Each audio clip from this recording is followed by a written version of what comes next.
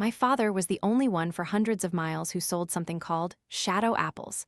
Every night, the men in the village would line up, patiently waiting for him to open his door. Old man Zhang always said he was the luckiest. My sow could never produce this flavor. Nonsense, your wife is fat and ugly, how can she compare to old man Zhang's wife? She's from the city, of course, she's different. Everyone praised my father's shadow apples, saying they were perfectly round, plump, and a vibrant, translucent red. But they had no idea that my mother had passed away more than 10 years ago. The delicacy they craved and sought by all means was, in fact, made from a decaying corpse. Ever since I was little, my father had made a living selling shadow apples. Initially, his customers were mainly the elderly villagers, stubborn believers that these apples could strengthen their bodies and prolong their lives. Later, their children and grandchildren gradually joined the ranks of buyers, partly out of curiosity, partly because they couldn't resist its alluring taste. Fatty Wang, whose son worked in the county, often enjoyed all sorts of delicacies thanks to his son's good fortune. Accustomed to luxury, his palate had become extremely picky and demanding. Yet I once witnessed him, after tasting a shadow apple, tremble violently, tears and snot streaming down his face. Damn it, I've never eaten anything so delicious in my life. Uncle Tao, my father asked when you'll pay off the rest of your debt on credit. If you don't pay, don't expect any more. Uncle Tao, who was dozing off in the courtyard, heard my words and his face changed drastically, then he tumbled off the long bench. Don't be so hasty, little Zhang. Go tell your father to give me a few more days' grace. I'll definitely pay in full next month. Uncle Tao's gnarled, chicken-foot-like hand gripped me with immense weight. Uncle Tao, you're hurting me. Hearing my protest, Uncle Tao quickly let go. His deeply sunken eyes flashed with panic. Sorry, nephew, I didn't mean to. I ignored him and just looked down at my wrist, where the recent grasp had swollen into a red patch. This always struck me as incredibly strange. Those who ate shadow apples clearly withered day by day, some even suffering severe illnesses where their teeth and nails started falling out. But the absurd thing was, the more their bodies deteriorated, the more extraordinarily powerful their strength became. Our neighbor, Li Ergu, was so thin his ribs protruded, seeming capable of piercing his chest at any moment. Yet, just last month, he single-handedly wrestled a mad bull to death. People rumored that anyone who ate shadow apples would feel their dantian burning hot, with endless, overflowing energy, able to go without food, water, or sleep. The only catch was that they could not be separated from the shadow apples. Uncle Tao, my father says no later than next week. No more delays. If you truly can't come up with the money, then follow the old custom. Exchange it for whatever you deem most precious. After speaking, I turned and left Uncle Tao's house, not even sparing a glance back, and walked straight to the next house. To be honest, I detested the task my father had entrusted me with. Every time I witnessed these people, no different from addicts, kneeling and begging me for a few more days' grace on their debts, I felt disgusted. What was worse was that this debt collection work inevitably involved karma. Retribution seemed to strike very quickly, and just 3 days after I left, Uncle Tao died. He had listened to my words, wanting to use his most precious possession to exchange for shadow apples from my father. But all his money was spent, and all his valuables sold. Even his house and land had been transferred to my father's name. My father merely took pity on him and hadn't had the heart to kick him out. His wife seemed to have sensed an impending misfortune and had already fled with their son. In previous times, he could offer his guard dog or the old ox that had been with him for over 10 years as a sacrifice. But this time, he was completely broke. In his desperation, he went mad, borrowed a saw from a neighbor, and personally sawed off his own right leg. Although the neighbors discovered him in time and immediately called the village clinic doctor to stop the bleeding, this doctor had served in the military in his youth, making him more experienced in handling emergencies than even the county doctor. But the strange thing was, his always effective method of stopping bleeding was completely ineffective this time. Thick, dark blood oozed out and quickly soaked through the bandages, then flowed onto the long bench, eventually dyeing a large part of the courtyard red. According to village custom, those who died of an unnatural cause had to have a ritual performed for the deceased, so we sought out a nearby Daoist temple to invite a Daoist priest, as usual. However, as soon as the Daoist priest reached the entrance of the village, both his talismans and his peachwood sword suddenly shattered. The Daoist priest's face immediately blanched. He said not a word and turned to flee for his life. When we caught up, he still refused to explain the reason, only trembling and repeating two words: "Great evil, great evil." Left with no choice, we sought out his master and asked him to invite a reclusive master, Daoist Su. Daoist Su indeed possessed great skill. As soon as he stepped into the village, the string of copper coins on his person jingled violently. Yet, he merely let out a cold snort. After walking a circle around a formation, everything returned to quiet. After that, he personally presided over Uncle Tao's funeral. There was an unwritten rule in the village. During a burial, no children under the age of 16 were allowed to attend, apart from immediate family. But since tomorrow was my birthday, and my family and Uncle Tao's family had always had a good relationship, the village chief broke tradition and allowed me to stay. Fortunately, the entire process went quite smoothly, with no mishaps or anomalies. The heavy stone in everyone's hearts was finally lifted. Since there was no one left in Uncle Tao's house, that evening, the village chief hosted a banquet on behalf of the family to entertain Daoist Su. My father slept during the day and was busy making shadow apples at night, so he couldn't go. Therefore, I continued to be the representative. Throughout the banquet, Daoist Su's phoenix eyes continually pierced through the crowd and fixed on me. At first, I didn't notice, but as time went on, the uncomfortable feeling intensified, as if someone was lightly scratching the back of my neck. So I quickly finished my meal to leave, but Daoist Su also stood up and followed. He said not a word, silently pulling me into a secluded corner. What do you want?" I struggled violently. "SHH, speak softly, I'm saving you." Daoist Su covered my mouth. "Saving me?" I stopped struggling and looked at him with deep suspicion. "Don't you realize they're all dead?" Daoist Su's words were like a blast of icy wind in the middle of winter, making my whole body instantly tremble. "This entire village of yours has no living people left. No living people. Then what were those people I just ate and laughed with? Could they all be dead people? You're lying." I suddenly remembered something, so I quickly pulled my hand free from Daoist Su's grip. "I saw on TV that dead people can't eat the food of the living." "You believe things on TV?" Daoist Su glared. "Besides, they're not ordinary dead people, they're walking corpses."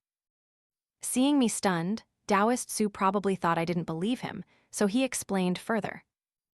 "On the surface, they look no different from normal people, but their internal organs have long since rotted away, leaving only an empty shell filled with corpse fluid.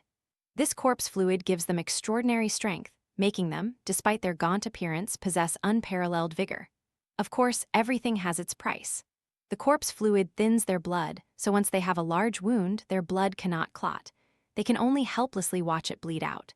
That is the real reason that man died." The blackish red substance flowing out was not blood, but corpse fluid. Hearing Daoist Su's explanation, a cold shiver ran down my spine. Only then did I understand why Li Ergu could single-handedly wrestle a mad bull to death, and why Uncle Tao's blood couldn't be stopped. Before, my father had only said it was an aftermath of eating shadow apples and nothing to worry about. It turned out they had all been dead for a very long time. Dead, everyone is dead. Before the shock could even subside, a glimmer of hope sparked within me. "Daoist Su, you're a master. Do you have a way to save everyone?" Sadly, Daoist Su merely shook his head helplessly. If it were a bit earlier, there might have been hope, but now the illness has already seeped into their very bones. I am powerless to help. Moreover, Daoist Su pondered for a moment, then continued, "If my calculations are correct, tonight, precisely at the hour of Zai, is when they will fully transform into walking corpses." What is corpse mutation, and when is the hour of Zai? Daoist Su truly lived up to his reputation as a master. His words were indeed profound. The hour of Zai is 12 a.m., the moment one day ends and a new one begins. As for corpse mutation, it's better you don't know. Daoist Su's suggestion was for me to leave the village immediately. He said that while he was very curious about the cause of the entire village's mutation, if all the villagers simultaneously transformed into walking corpses at midnight, it would be difficult for him to handle alone. Therefore, the safest course of action was to temporarily retreat. He would return at dawn the next day to clean up the aftermath and investigate the situation. Although fear now engulfed my entire body, turning my legs to jelly and making me want to instantly flee this haunted place, my conscience told me that I couldn't leave because my father was still at home. Daoist Su, I can't leave yet. Why? My father is still at home. Daoist Su froze for a moment. Your father, young man? Are you sure he's not one of the walking corpses? I nodded emphatically. Daoist Su frowned, his hesitation evident as time was running short, but in the end, he gritted his teeth and decided, young man, saving lives is paramount. Which way is your house? Quickly, lead me there.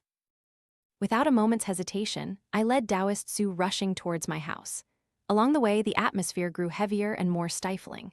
Daoist Su's expression also grew increasingly grim. When we were about a mile from home, he suddenly stopped and put his hand across my path. Young man, are you sure you're going the right way? Of course. Daoist Su, this is my house, how could I get lost? Daoist Su was silent for a moment, then placed his heavy hand on my shoulder. Young man, you must prepare yourself for what I'm about to tell you. Can you feel it? The closer we get to your house, the denser the malevolent yin energy becomes. Malevolent yin energy? What's that? I shook my head, bewildered. Simply put, it's resentment radiating from extremely ferocious demons. Moreover, Daoist Su performed calculations with one hand while muttering to himself. If I'm not mistaken, the transformation of all the villagers into walking corpses is also closely related to this malevolent yin energy. Tell me the truth, young man, Daoist Su hesitated. Is your father truly still alive? Of course he's alive. I felt a little irritated. My mother died early and I grew up with my father. How could I not tell if he's a human or a ghost? Seeing my resolute attitude, Daoist Su didn't ask any more questions, only silently continued forward. Finally, the familiar silhouette of our house emerged in the night. My father had a habit of never turning on the lights when making shadow apples, and there were no streetlights in the mountains. So the entire house was plunged into dense darkness, looking like a colossal monster crouching by the roadside. Hey, wait. As we were about to arrive, Daoist Su called me back once more. I still feel something isn't right. He asked, why did everyone in the village come to the banquet earlier, but only your father didn't? Because my father was busy. He sleeps during the day and has to make shadow apples at night, so where would he find the time to go to a banquet? Shadow apples? Daoist Su seemed startled by that word. Hey, is there anyone else in your house? No, I told you. My mother died not long after I was born. It's just my father and me at home. Daoist Su suddenly froze, then abruptly stamped his foot on the ground as if waking from a trance. No wonder, if that's the case, then everything makes sense. What makes sense? Daoist Su, what's wrong with you? You've been startling me constantly. Seeing that I was still bewildered, Daoist Su looked at me with astonishment. What? Your father never told you how shadow apples are made? I shook my head. Then I'll tell you now. That disgusting thing called a shadow apple is made from a woman's body. They insert an apple between a woman's legs, leave it overnight, and it becomes a shadow apple. But at this moment, a wave of ultimate horror washed over me.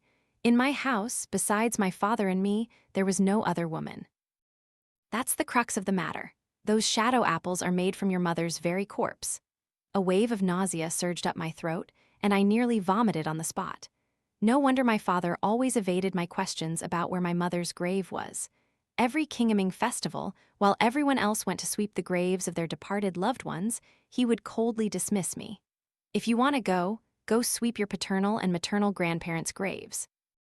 Never ask where your mother is and don't go looking for her. When I pressed him for the reason, he always said my mother liked peace and quiet. Before she died, she asked no one to disturb her. But the truth was, he had never actually buried my mother. He had been, and still was, using my mother's corpse for that immoral and vile practice. So what do we do now? For a moment, my mind went completely blank. Save him or run? Too late, we can't run anymore. Daoist Su shook his head and pointed behind me. They're coming.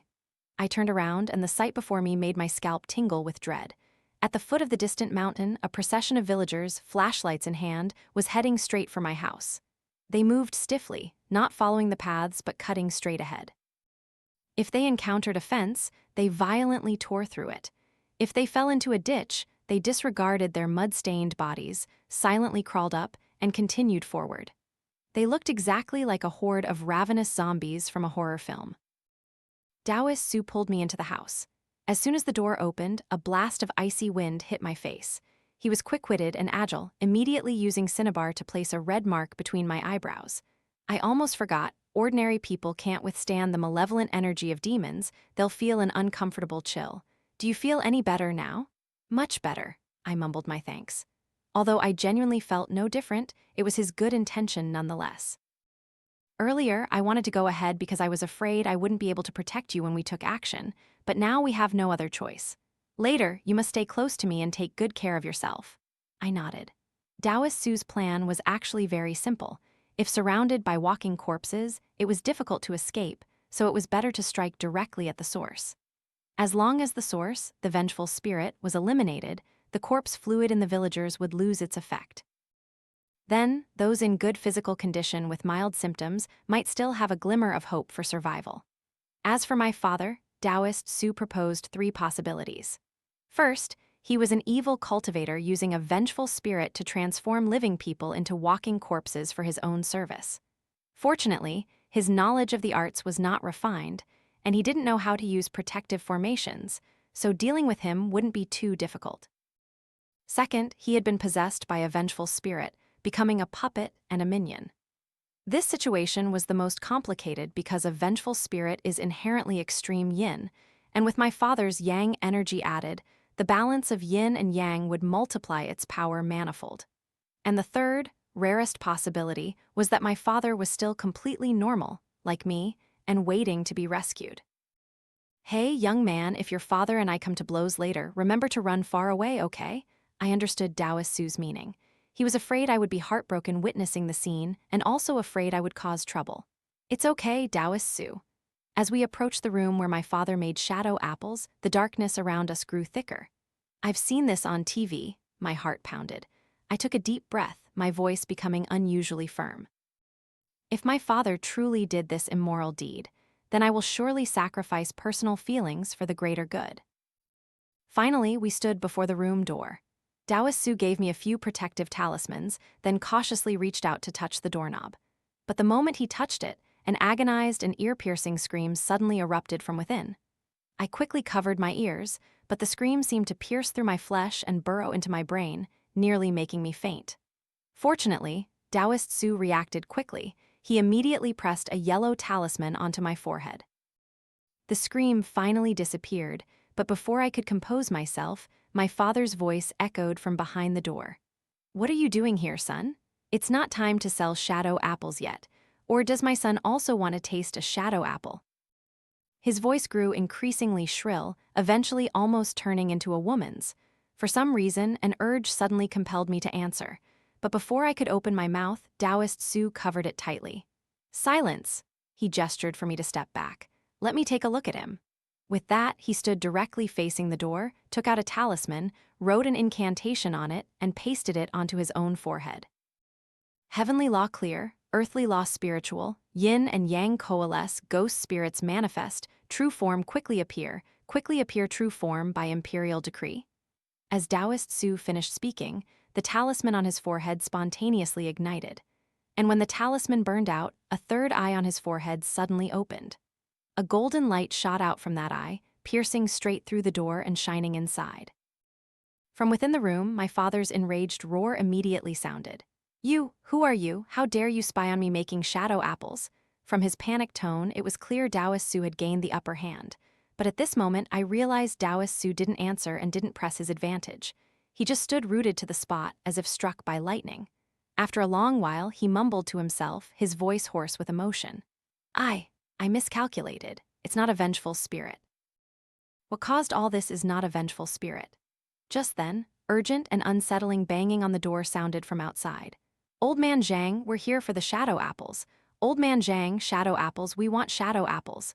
The knocking quickly turned into smashing. The iron gate began to emit ear-splitting creaks. Those walking corpses with their extraordinary strength could break through and rush in at any moment. Yet, Daoist Su seemed oblivious, still standing there in a daze, ceaselessly muttering. "It's an unstained yin body.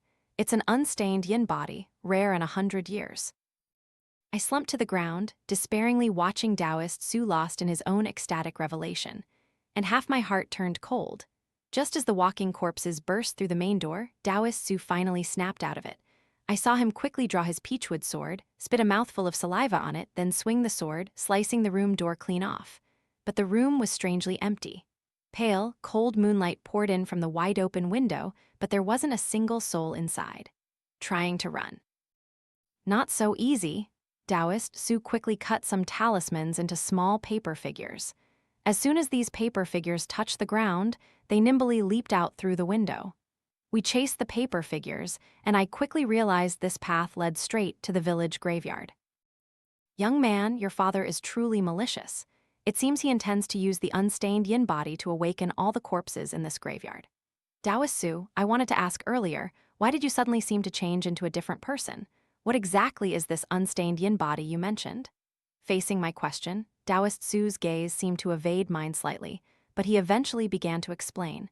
After a person dies, their soul is supposed to return to heaven and earth and reincarnate. But some people die unjustly, carrying deep resentment, their unresolved desires binding their souls to the mortal realm, unwilling to depart. These are what we commonly call vengeful ghosts. The longer they linger in the mortal realm, the deeper the resentment in their hearts, eventually transforming into vengeful spirits of extreme yin and extreme malevolence. Vengeful spirits are inherently devoid of reason. They will harmlessly harm anyone who comes near. But there is one type of vengeful spirit that is an exception.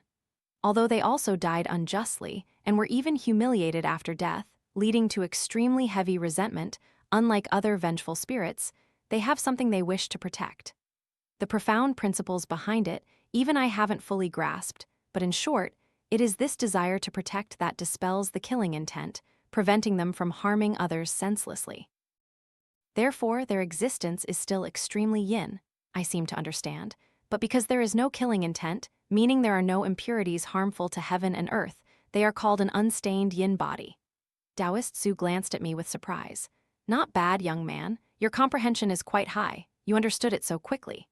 I was about to say more, but a chilling yin wind suddenly blew past, causing the paper figures to scurry back into Daoist Su's bag. At this moment, I realized we had reached our destination.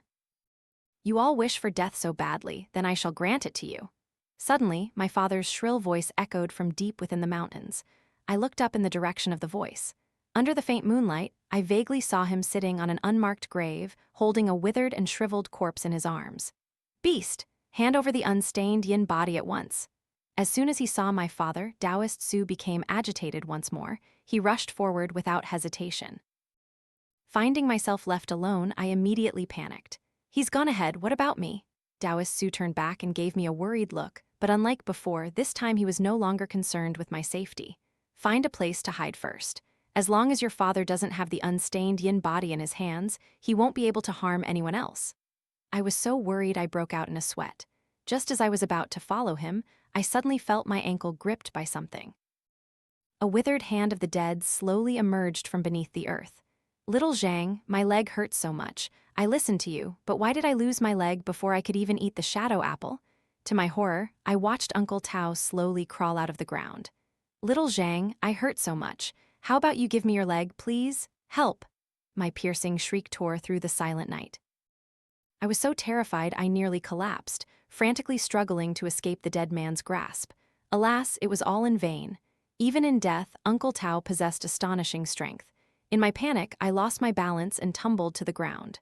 Half of Uncle Tao's body had emerged from the earth. He used both hands to grip my right leg tightly. My leg, give me your leg? A searing, bone-deep pain shot through my thigh. Just as I thought he was about to tear off my leg, in that moment of life and death, an idea suddenly flashed in my mind.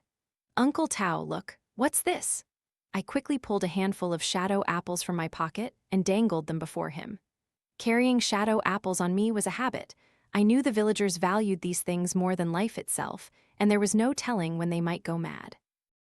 Their frenzy was more terrifying than any drug addict on TV, coupled with unparalleled strength that ordinary people simply couldn't contend with. Therefore, I always carried a handful of shadow apples for self-defense. I never expected this contingency to save my life at the most critical moment.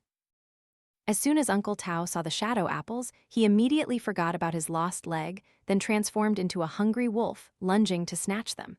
I used all my strength to hurl the handful of shadow apples down the hillside.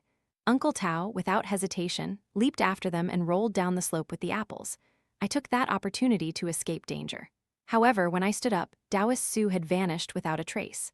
The surroundings were empty, save for chilling gusts of wind. Daoist Su.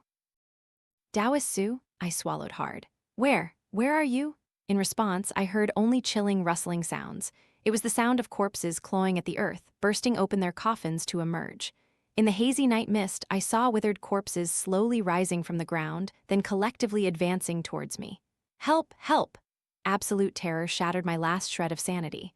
I wanted to run, but my foot slipped, and I tumbled down the hillside. Fortunately, though I was aching all over and scratched in many places by rocks, I hadn't broken any bones and was still conscious. Most importantly, I had once again accidentally escaped the encirclement of the corpses. Now I just needed to find Daoist Su or find a safe place to wait until morning. After a moment's thought, I decided on the former. The entire village had turned into a chaotic mess, dead bodies crawling out of graves, the living about to become walking corpses. I truly couldn't think of anywhere that was still safe. I struggled to my feet, cautiously surveying my surroundings as I moved forward step by step. However, after walking not far, I stopped dead, because I saw a grave. In truth, on a mountain used for burials, seeing a grave was not unusual. What was strange was the owner of this grave. The mud-stained tombstone bore my own name, Zhang, my given name. Seeing the date, I instinctively pulled out my phone to check. It was November 27, 2024, 11:13 p.m. Tomorrow, no, more accurately, in less than an hour, at 12:00 a.m. it would be the 28th. Could it be that I had less than an hour left to live? I slapped myself hard. The stinging pain confirmed this was no dream. This was indeed my grave, even though I was still alive and breathing. Hesitating for a moment, I took a deep breath, intending to carefully examine the grave before me. But at that very moment, fierce sounds of battle suddenly echoed from afar. I quickly climbed onto a high mound and looked in the direction of the sound, only to see the walking corpses, who knew when, had swarmed up the mountain and were surrounding and attacking one person. I moved closer and realized that person was Daoist Su. I didn't know when he had been injured, but his Daoist robe was stained with fresh blood. Because of this, his movements had visibly slowed. The walking corpses seemed to have noticed this. After a struggle, they suddenly surged forward en masse. However, Daoist Su was no ordinary person. In that critical moment, he quickly chanted an incantation, then roared, "Golden Light Charm." A dazzling light shot out from his body, repelling the walking corpses, sending them flying over 10 meters away. Taking advantage of the opportunity, he turned to run and happened to see me. "Good, young man, thankfully you're unharmed," Daoist Su quickly said. "Come help me." I rushed to support Daoist Su, and under his guidance, we hid behind a large mound of earth. After that, he pinched out 4 talismans between his index and middle fingers, closed his eyes, and chanted an incantation. "Hide my sun palace, hide my moon palace, let my body enter the great sage's palaces. Fire wheel, quickly cover my body, fire wheel, quickly conceal my body, by imperial decree." The 4 talismans simultaneously shot out and embedded themselves firmly in the ground in the 4 cardinal directions: east, west, north, and south. Immediately, an invisible barrier rose up, shielding both of us inside. "Daoist Su, what happened before? Why are you injured?" Seeing that we were temporarily safe, I asked. "Your father is more formidable than I imagined." Daoist Su clutched his wound with a pained expression. He had already set a trap and was just waiting for me to jump in. I moved closer to examine the wound and discovered he had been shot by my father's homemade gun. Fortunately, the wound was just a graze, not fatal. I tore a strip of cloth from his Daoist robe and crudely bandaged it to temporarily stop the bleeding. "Daoist Su, what do we do now?" Hearing my question, Daoist Su's face grew tense again. He quickly said, "Young man, I dropped my phone earlier. Quickly check the time. How long until the hour of Zai?" I pulled out my phone. "It's 32 minutes past. Less than half an hour left." "Excellent, there's still time." "Time for what?" "To save people, of course," Daoist Su said, pulling a shriveled, ugly object from his chest. I quickly recognized it as a severed arm. "This is what I seized from your father. Though it's only a part, it's enough." With that, Daoist Su made an incision on the arm and handed it to me. Then he gave me a copper bell and a few talismans. "Later, I'll teach you how to use these talismans to set up a magical formation." Once it's set up, you shake the copper bell to lure the walking corpses here. As long as they step into the formation, they won't be able to move. At that point, use the wound on this arm to suck out all the corpse fluid from their bodies. Don't worry, what made them walking corpses wasn't a vengeful spirit. This method, though it will make them seriously ill for a while, won't be life-threatening. I listened silently as he instructed me on everything, not saying a word. What's wrong? Daoist Su noticed my abnormality and urged me, don't just stand there, we won't make it if we don't hurry. I nodded, but after only a few steps I turned back. Will it hurt? At this sudden question, Daoist Su was stunned. Hey young man, what are you talking about? The unstained yin body possesses sentience. You severed her arm. She will feel pain. You. Daoist Su's eyes widened in astonishment. How do you know these things? Because my mother told me. With that, I yanked all the talismans maintaining the stealth formation out of the ground. Hey young man, are you crazy? Do you know what you're doing? You're wrong, Daoist Su, I replied coldly. The crazy one isn't me, it's you. From the moment you saw my mother's corpse, you went mad, didn't you? Daoist Su frowned. Hey, what exactly do you mean? It's come to this, stop pretending. I pointed to my mother's arm in his hand.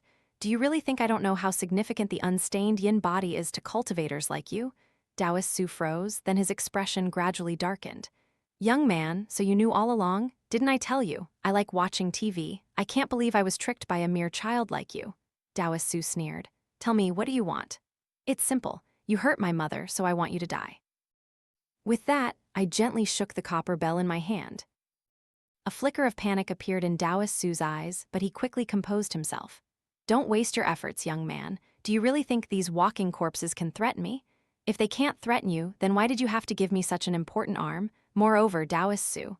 I looked down at the clock on my phone. In 20 minutes, they will completely transform into walking corpses. Damn it, aren't you trying to get a share of the spoils? It's come to this point. Daoist Su finally reddened with rage. Fine, I'll take this loss. Wait until I refine it into an elixir and I'll give you half. I didn't answer him, only shook the copper bell with all my might. 7 for me, 3 for you, 8 for me, 2 for you. Is that good enough? I still just shook the bell. Damn it, you little brat, do you want to take it all? Seeing that bribery was ineffective, Daoist Su immediately changed his strategy. You need to think carefully. If I die, who will save those villagers? Who will help you deal with your father? Daoist Su, it seems you still don't understand one thing. He is my father, why would I have to deal with him? All these years, I have always helped him collect money, demand debts, and sell shadow apples. Do you think I wouldn't know how shadow apples are made and what the consequences of eating them would be? Daoist Su, you were wrong from the very beginning. I never intended to save them, because they also made the same mistake as you. I shook the copper bell with all my might until all the walking corpses heard the sound and rushed towards us, abandoning Daoist Su and the bell. Then I turned and left, because they, like you, all deserve to die. At midnight, 12 a.m., I returned to the place where I had discovered my own grave. My father was already waiting there. Daoist Su never knew that from the moment he used his celestial eye to see through the secret, we had been collaborating, step by step leading him into a trap that had already been laid. Is it all done? My father put down his shovel and asked. It's all done, I nodded. That Daoist priest is injured. He definitely can't handle so many walking corpses.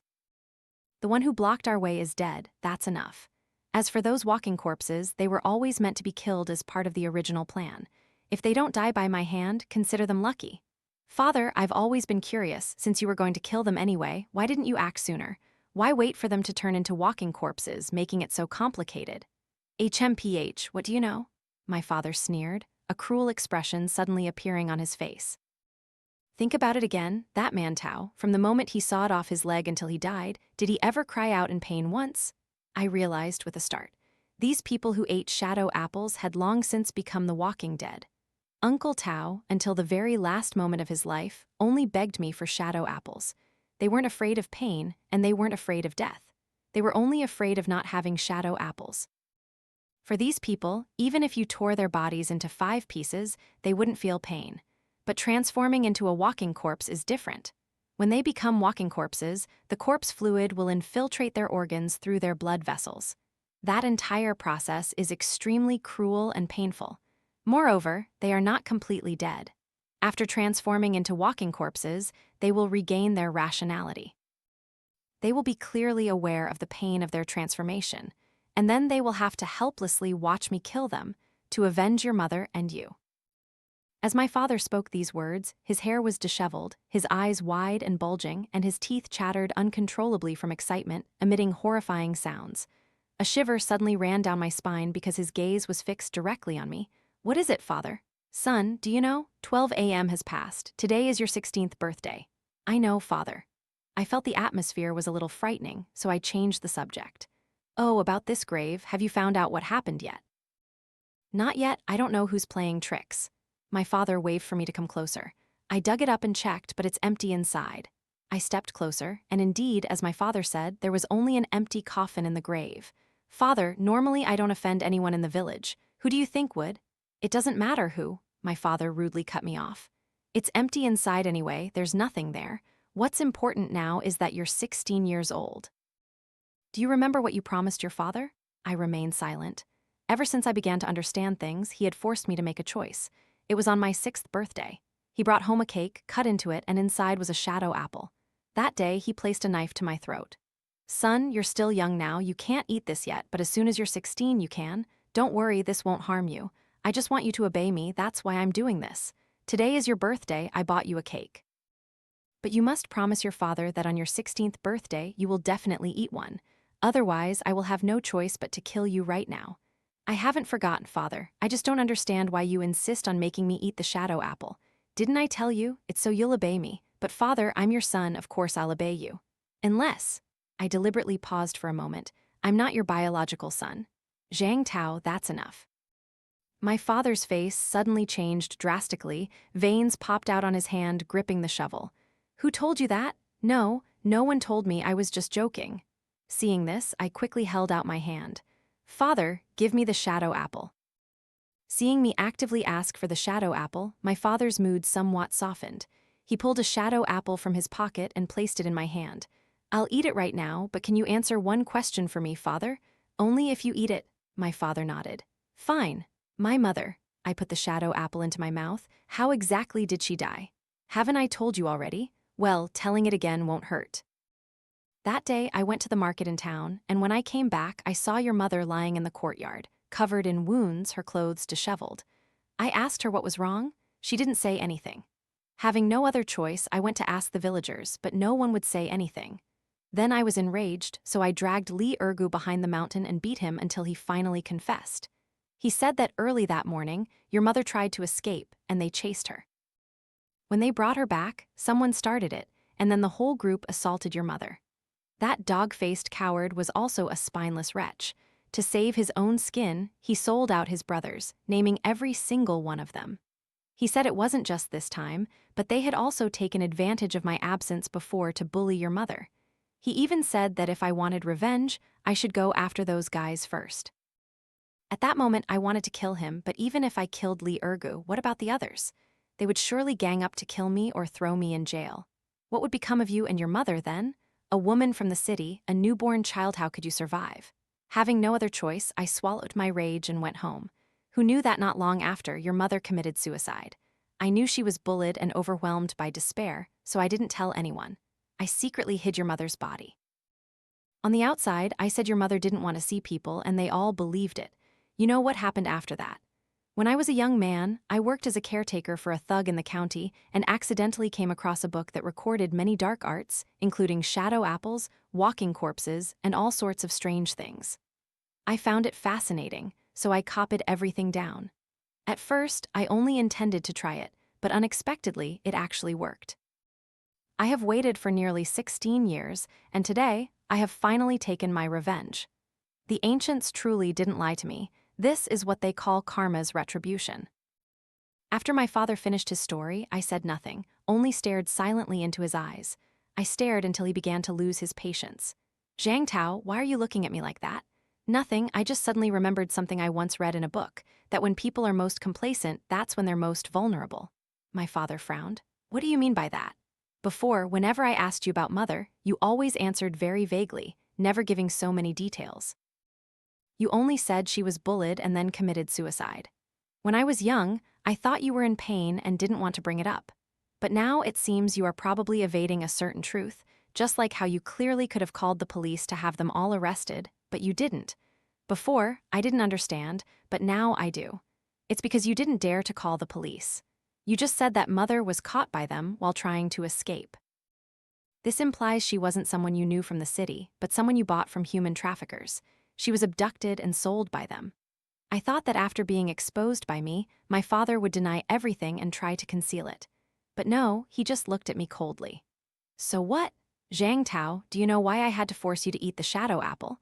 That Li Ergu said that before that incident, others had also bullied your mother, so I couldn't determine whether you were truly my son or not. Making you eat the shadow apple was a precaution, just in case.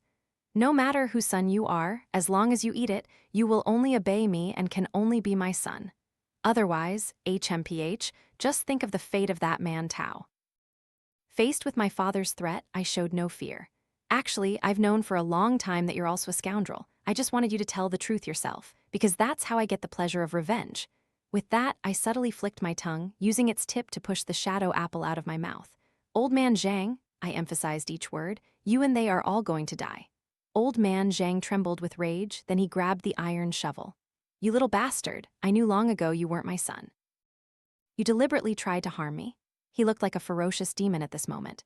Do you think I only have this shadow apple trick? Let me tell you the truth, I dug this grave for you in advance. I thought that if you didn't eat the shadow apple today, I would directly send you on your way. I've killed everyone in this village, why should I be afraid of a mere brat like you? Zhang Tao, you want to fight me? You're still too green. The iron shovel, whistling ominously through the air, mercilessly slashed down at me. I clutched my head, feigning panic and running wildly, but every step was strategically aimed at circling behind old man Zhang and stealthily approaching the grave.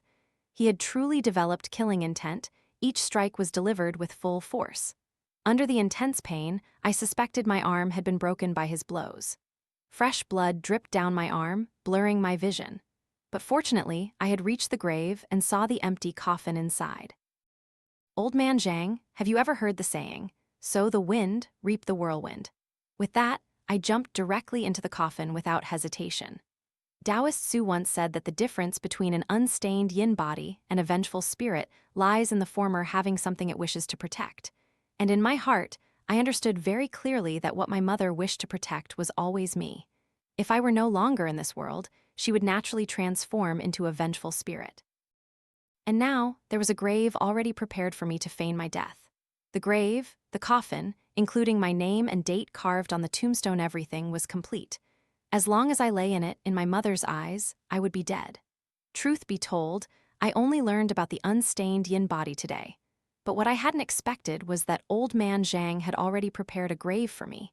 This is perhaps what is called heaven's retribution. Karma would never overlook any villain. As the coffin lid closed, a shrill, desolate scream immediately echoed throughout the night. And some memories that were once hazy now became clearer than ever. Epilogue. My mother was a woman with a tragic fate. At 18, she had just been accepted into university, her beautiful life just beginning, when she was forcibly abducted and sold to a remote village.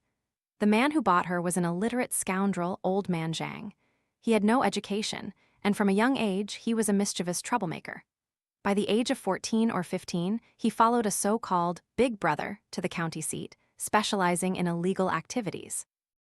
Later, a traffic accident claimed the lives of all 4 members of the Zhang family, old man Zhang's parents and his older siblings. They had met with the accident on their way to the county to visit him. Faced with such a tragedy, old man Zhang showed no sorrow, but instead hosted a banquet and drank with friends until dawn. In his eyes, the death of his family wasn't important.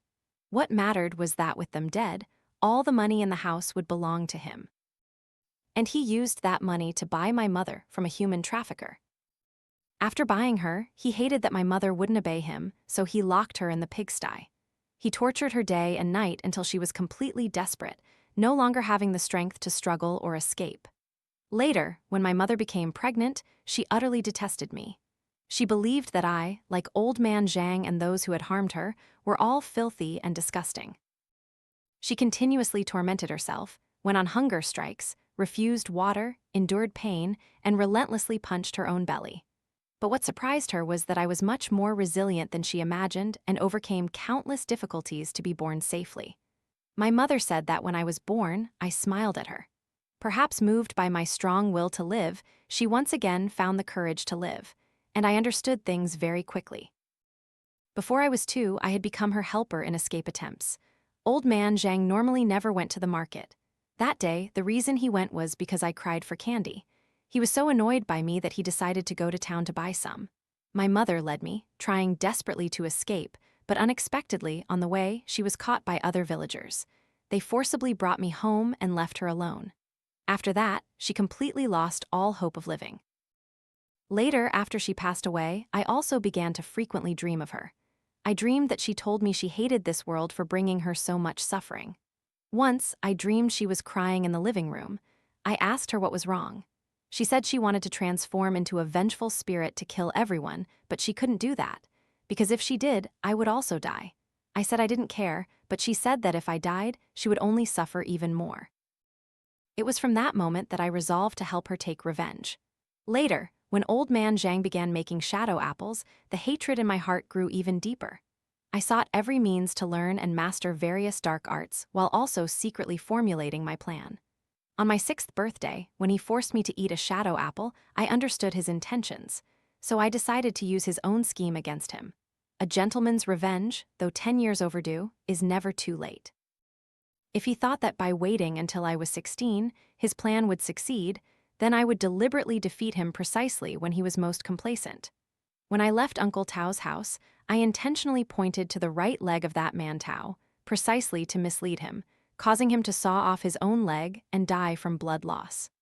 I did that so I could legitimately invite a Daoist priest. Originally, I intended to join forces with Daoist Su to eliminate old man Zhang, but I didn't expect that after seeing my mother's corpse, he would develop ill intentions. Left with no choice, I could only kill him first and then finally deal with old man Zhang myself. But I could never have imagined that the grave he himself dug would become the key for me to turn the tables. Thinking of this, the shrill screams and mournful cries outside abruptly ceased, replaced by the faint, muffled sobs of a woman. I quickly pushed open the coffin lid and climbed out, discovering that dawn had broken.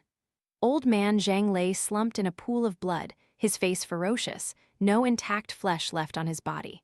I followed the sound of crying. Along the way, I saw the bodies of the walking corpses and also Daoist Sus.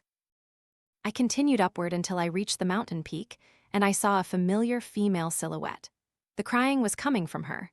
An overwhelming aura of malevolence radiated from her. It seemed as if anyone who approached her would immediately be torn to shreds. But I didn't hesitate, stepping forward to face that killing intent head-on. I struggled to move forward, each step feeling as if her boundless hatred and sorrow were tearing my body apart. Finally, I reached her side, extended my hand, and embraced her. She suddenly turned her head, and the moment she saw me, all the malevolent aura on her body dissipated. "It's all over, Mother." Her body gradually became translucent.